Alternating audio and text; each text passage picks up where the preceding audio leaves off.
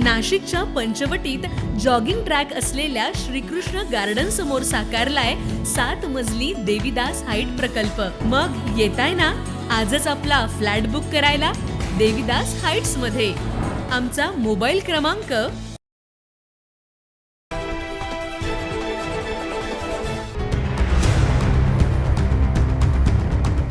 गोवा राज्यात तयार होणारी तसेच महाराष्ट्रात प्रतिबंधित असलेली दारू संगमनेर शहरात तयार करून त्याची विक्री होत असल्याची गोपनीय माहिती संगमनेर येथील राज्य उत्पादन शुल्क विभागाला मिळाली। मिळालेल्या माहितीनुसार पथकानं शहरातील जनता राजा मैदानाजवळील शिवाजीनगर मधून 2 संशयितांना ताब्यात घेतलं। शिवकुमार कालडा, सौरभ पापडीजा असं पोलिसांनी ताब्यात घेतलेल्या संशयितांची नाव आहे। पोलिसांनी त्यांची कसून चौकशी केली असता त्यांच्याकडून रॉयल इम्पॅक्ट विस्की, मद्य आणि दुचाकीसह तब्बल 5,38,000चा मुद्देमाल हस्तगत केला। काल त्यांना संगमनेर जिल्हा व अतिरिक्त सत्र न्यायालयात हजर केलं असता न्यायालयाने त्यांना 3 दिवसांची पोलीस कोठडी सुनावली।